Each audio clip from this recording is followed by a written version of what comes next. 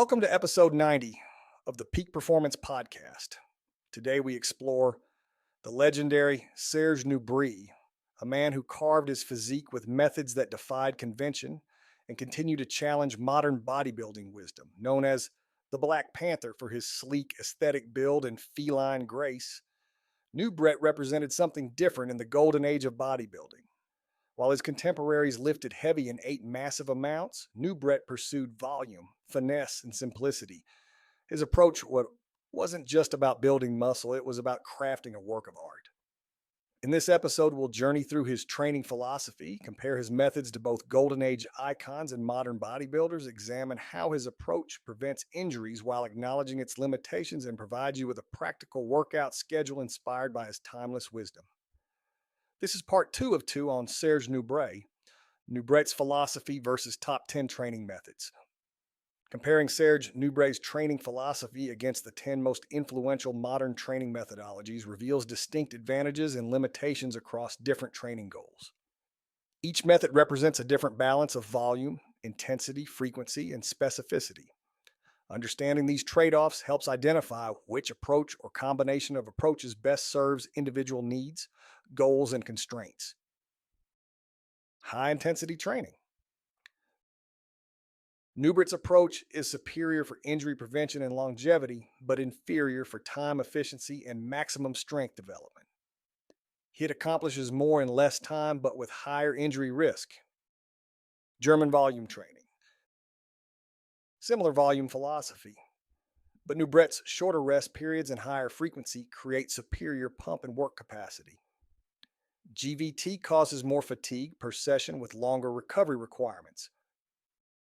Progressive overload. Nubret's method provides overload through volume rather than weight, reducing joint stress but limiting maximum strength. Traditional progressive overload builds strength but eventually increases injury risk. Power building. Power building develops both strength and hypertrophy but requires more recovery. Nubret's approach is safer long-term but won't develop the strength component that power building emphasizes. Push-pull legs. More time efficient than Nubret's full body frequency but less frequent muscle stimulation.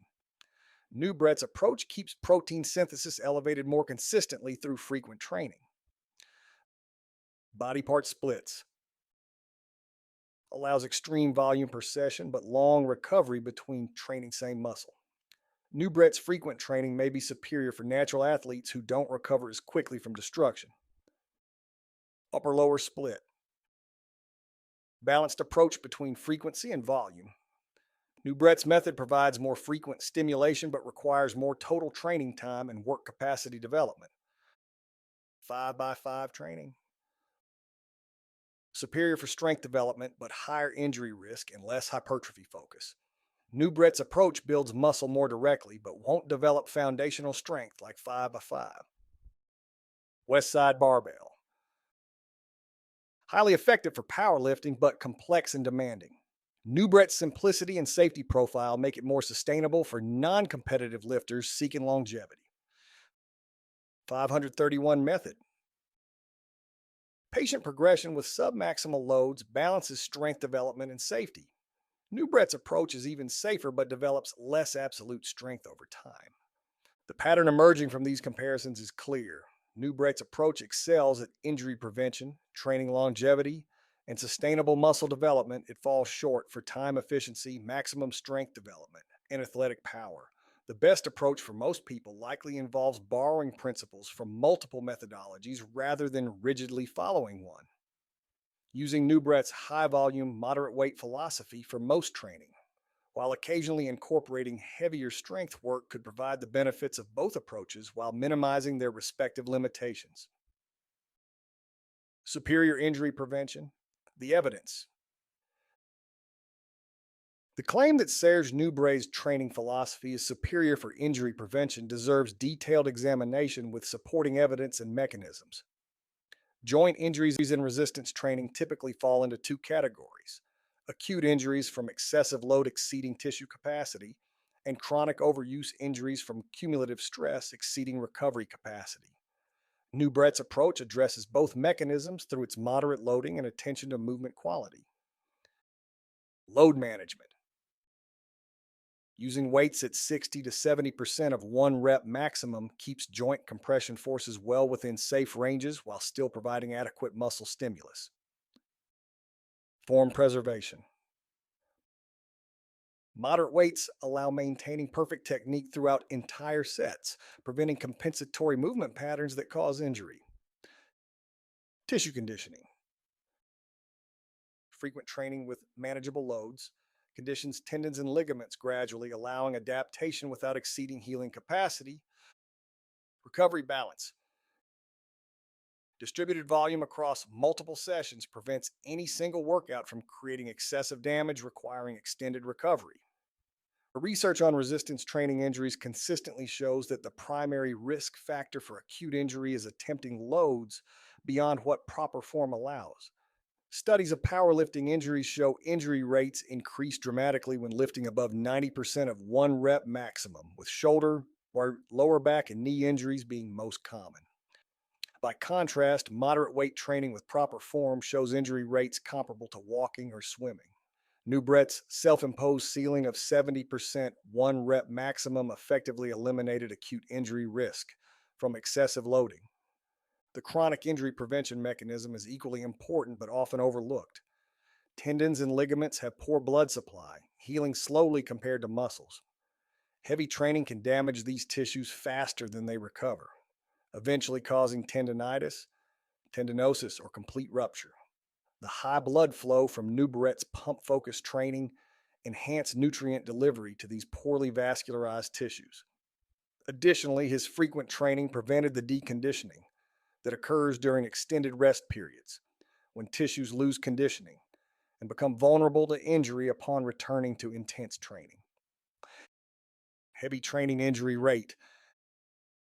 Annual injury percentage requiring medical attention or training interruption in heavy low rep training. Moderate volume injury rate. Annual injury percentage in high volume, moderate weight training with proper form emphasis. Practical limitations acknowledged. Real world constraints. While Nubret's injury prevention benefits are substantial, practical limitations prevent most people from implementing his full approach. The time commitment alone makes it impractical for those with full-time employment, family responsibilities, or other time-consuming obligations. Expecting someone to train 2 to 3 hours daily, 6 days weekly is unrealistic regardless of the method's effectiveness. This doesn't invalidate the approach but requires modification for practical application.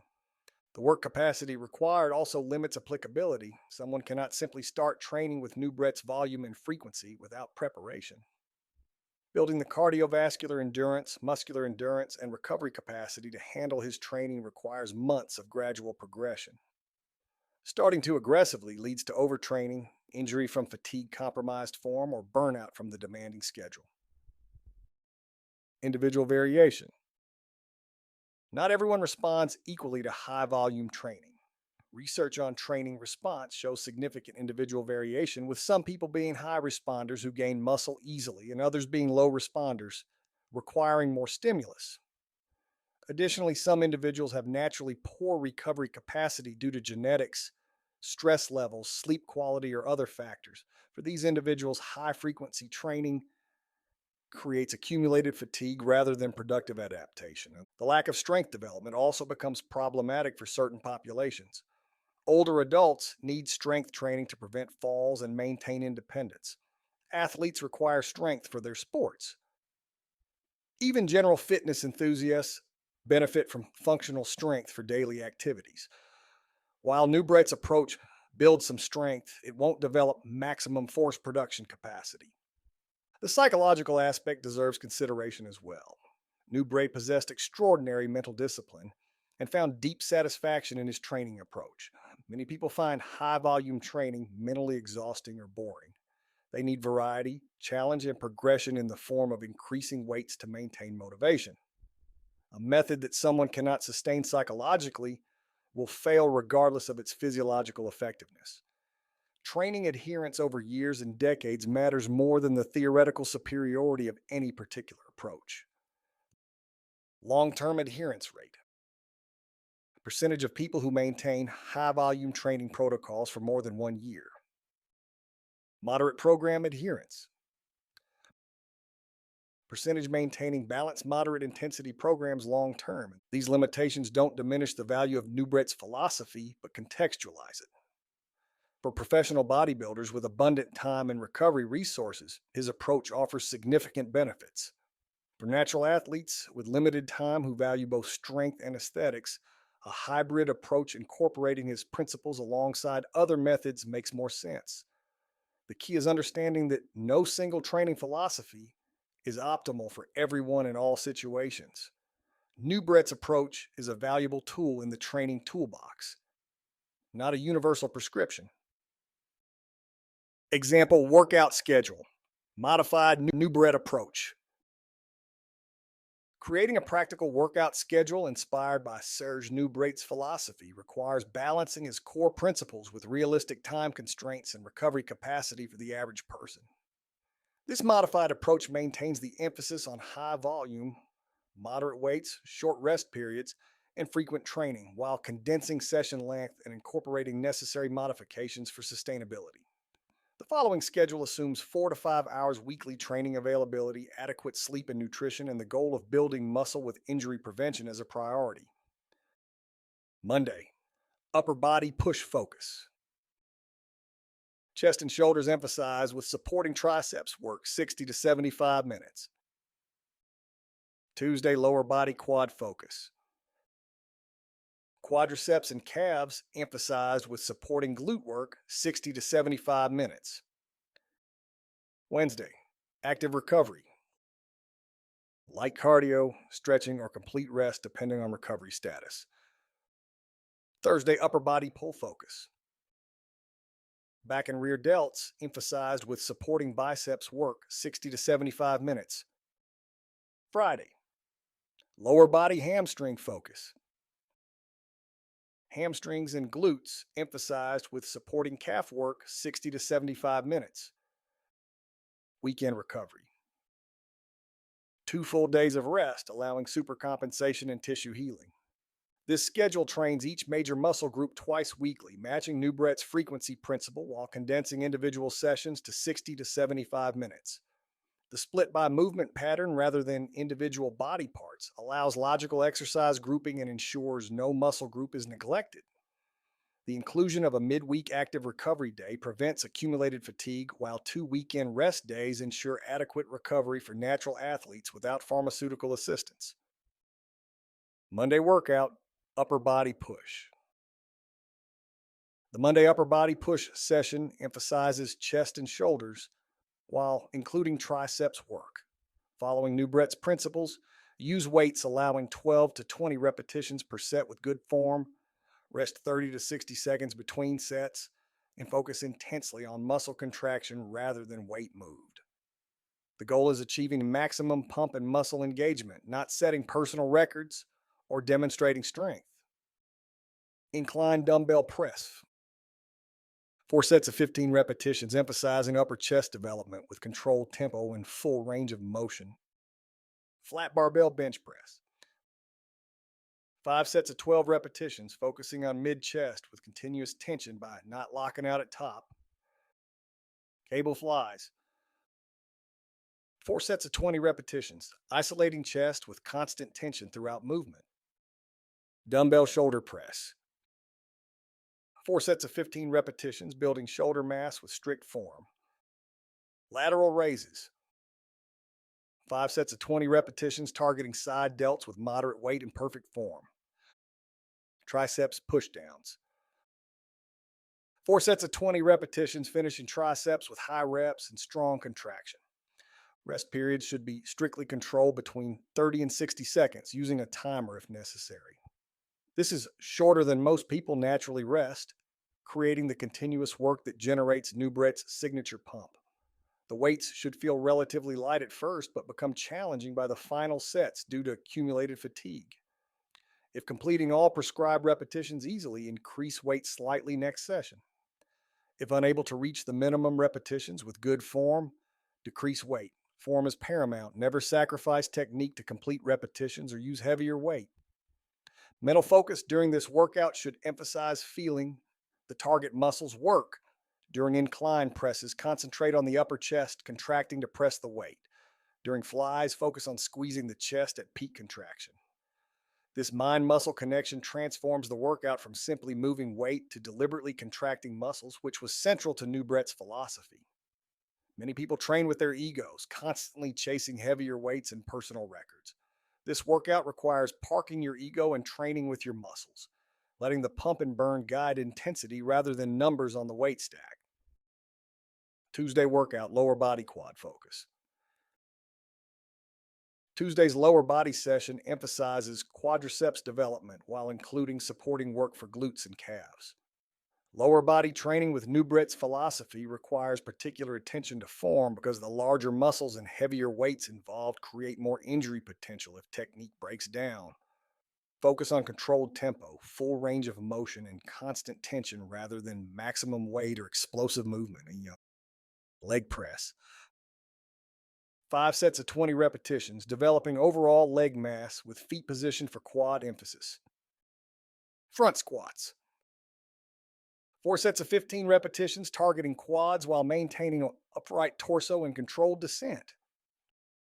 Leg extensions. 5 sets of 25 repetitions, isolating quadriceps with light weight and peak contraction squeeze. Bulgarian split squats. 3 sets of 15 repetitions per leg, building unilateral strength and balance. Standing calf raises. 4 sets of 25 repetitions, developing calf size with full stretch and contraction. Seated calf raises. 4 sets of 30 repetitions, finishing calves with higher reps, targeting psoas muscle. Lower body training generates significant systemic fatigue beyond just muscular fatigue. The large muscle groups and high blood volume required can leave you feeling exhausted beyond what upper body training produces. This is normal and expected. However, if you feel dizzy, nauseous, or experience unusual fatigue that prevents completing the workout, you may be pushing too hard too fast. Nubret built his work capacity over decades. Give yourself time to adapt to the volume and intensity. It's better to start with slightly less volume and progress gradually than to overtrain immediately and derail progress. And the calf work deserves special mention because calves are notoriously stubborn muscles requiring significant volume to develop. Nubret performed hundreds of calf raises weekly, understanding that high rep training worked particularly well for this muscle group. The combination of standing and seated raises targets both the gastrocnemius and soleus muscles comprehensively. Many people skimp on calf training because it's uncomfortable and seems less important than major muscle groups. However, balance development requires attention to all muscle groups, and calf development significantly impacts lower leg aesthetics. Thursday workout, upper body pull. Thursday's upper body pull session emphasizes back development and rear delts while including biceps work. Back training with high volume requires particular attention to form because the complex movements and multiple muscle groups involved create opportunities for compensation if fatigue compromises technique. Focus on feeling the back muscles contract rather than simply moving weight from point to point. Pull-ups or lat pull-downs. 5 sets of 12 to 15 repetitions, building lat width with controlled tempo and full stretch. Barbell rows. 4 sets of 15 repetitions, developing mid-back thickness with strict form and horizontal torso. Seated cable rows. 5 sets of 20 repetitions, targeting mid-back with constant tension and peak contraction. Face pulls. 4 sets of 20 repetitions, building rear delts and upper back with external rotation emphasis. Dumbbell curls. 4 sets of 15 repetitions per arm, developing biceps with supination at peak contraction. Hammer curls. 3 sets of 20 repetitions, finishing biceps and forearms with neutral grip variation. Back training presents unique challenges for mind-muscle connection because you cannot see the muscles working. This makes it easy to use momentum or compensate with other muscle groups rather than truly engaging the back. During pull ups or pull downs, focus on pulling your elbows down and back rather than thinking about your hands moving. During rows, concentrate on squeezing your shoulder blades together at the contraction. These mental cues help establish the connection between mind and muscle that transforms back training from simply moving weight to deliberately contracting muscle. The inclusion of face pulls addresses a common weakness in many training programs. Rear delts are often undertrained relative to front and side delts, creating muscle imbalances that contribute to shoulder injuries and poor posture. Face pulls performed with high volume and external rotation emphasis strengthen rear delts and external rotators, balancing the shoulder joint and improving both aesthetics and function. This exercise may seem minor, but contributes significantly to long-term shoulder health. Friday workout, lower body hamstring focus. Friday's lower body session emphasizes hamstring and glute development while including additional calf work.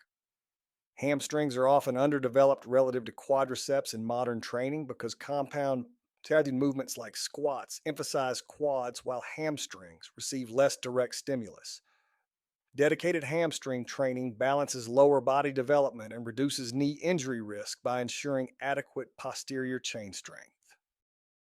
Romanian deadlifts. 4 sets of 15 repetitions, emphasizing hamstring, stretch, and hip hinge pattern with controlled tempo. Lying leg curls. 5 sets of 20 repetitions, isolating hamstrings with peak contraction squeeze at top. Walking lunges.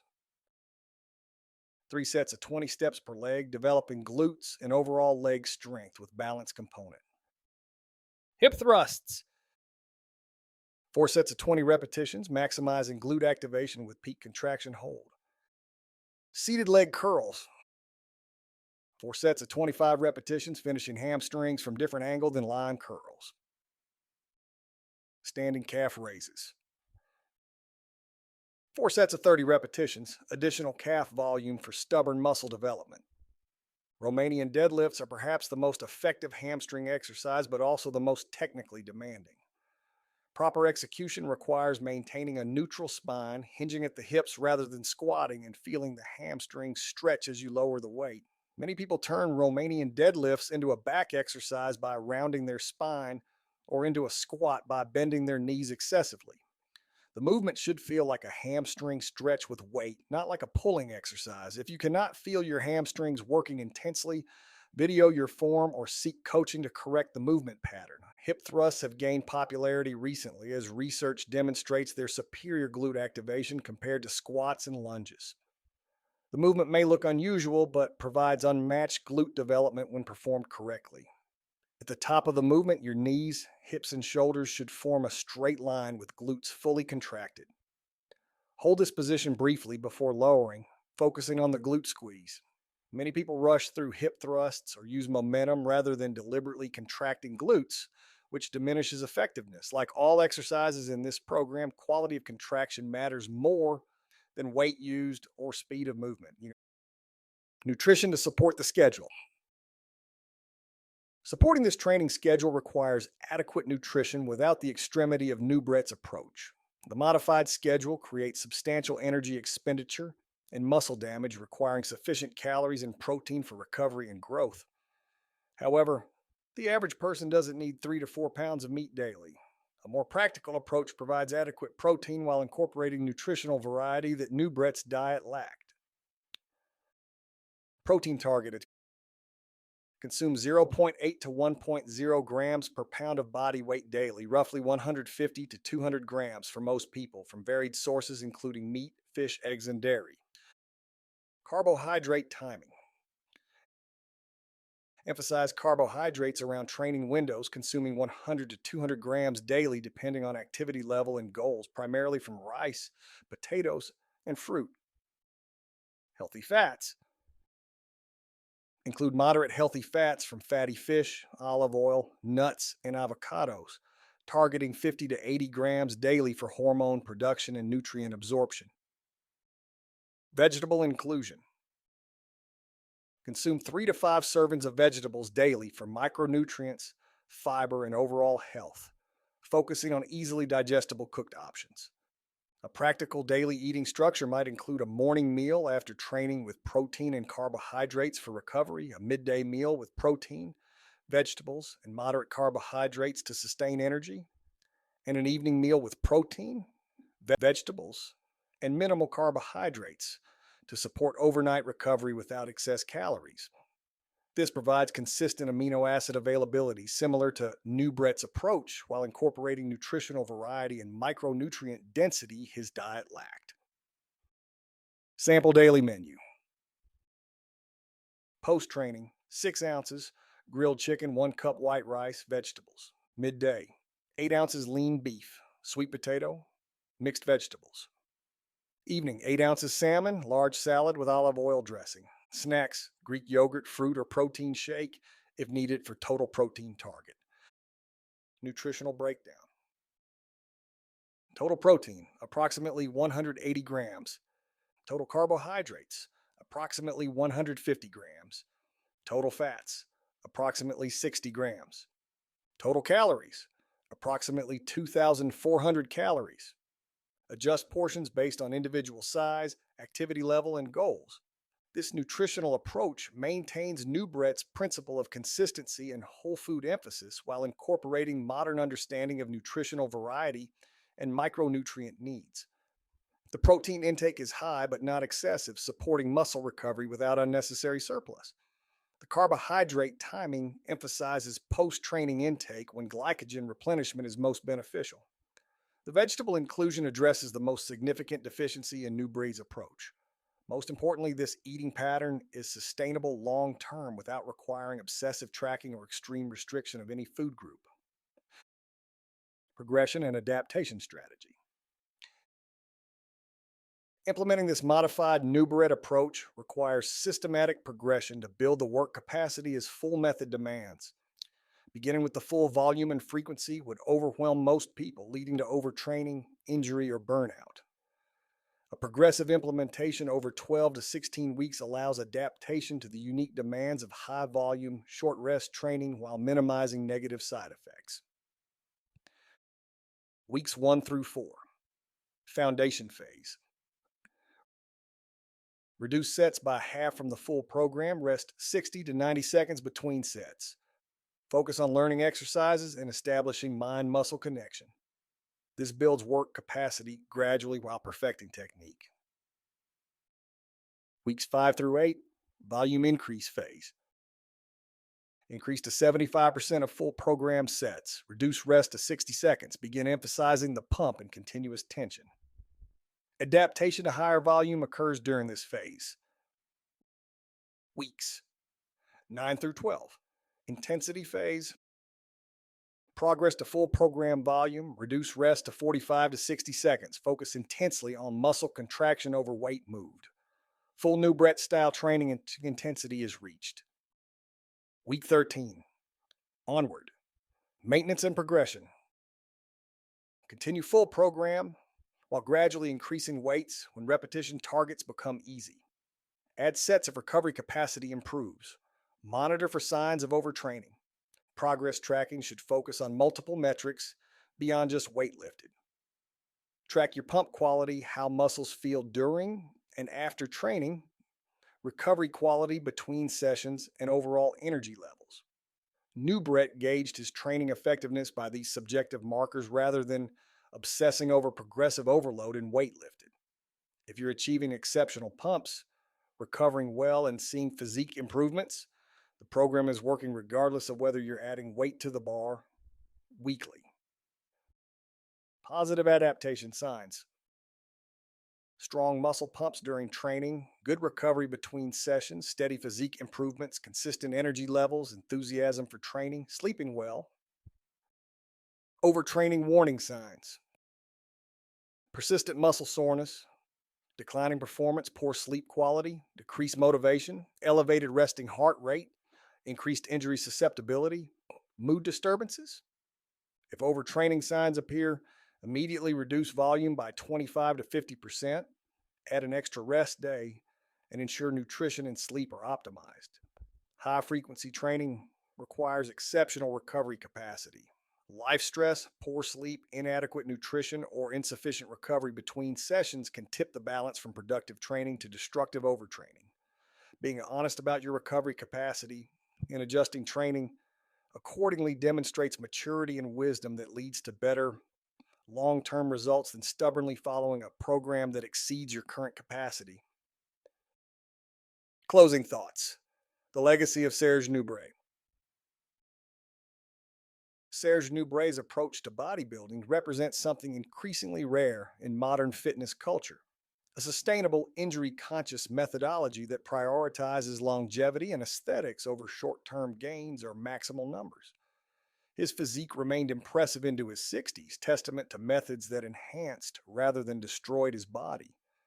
In an era of increasingly extreme training and pharmaceutical assistance, creating impressive but unsustainable physiques, Nubret's philosophy offers a refreshing alternative worth serious consideration. The lessons from his training and nutrition extend beyond bodybuilding into general fitness and health. The principle of using moderate loads with high volume reduces injury risk while still providing adequate stimulus for adaptation. The emphasis on mind-muscle connection and deliberate movement quality transforms training from merely exercising to purposeful practice. The nutritional simplicity and consistency reduce stress around food while ensuring adequate nutrition. These principles benefit anyone seeking improved body composition and fitness, not just competitive bodybuilders. Core principles to remember. So, volume and frequency can substitute for maximal intensity. The pump indicates effective training and promotes growth. Mind-muscle connection matters more than weight moved. Injury prevention enables decades of consistent training. Nutritional simplicity and consistency outperform complexity. Adaptation to your body type determines optimal methods. However, Nubret's approach is not a universal prescription, but rather a valuable perspective in the larger fitness conversation. His methods work exceptionally well for certain individuals with specific goals, body types, and life circumstances while being impractical or suboptimal for others. The true lesson is not to slavishly copy his exact program, but to understand the principles underlying his success and intelligently apply them within your individual context. Experiment with high-volume training, discover what your body responds to, and build a sustainable approach that you can maintain for decades rather than months. This has been episode 90 of the Peak Performance Podcast. Serge Nubret demonstrated that there are many paths to an impressive physique, and the best path is the one you can sustain with consistency, enthusiasm, and health over the long term. His legacy challenges us to question conventional wisdom, experiment with different approaches, and ultimately discover what works for our unique bodies and circumstances.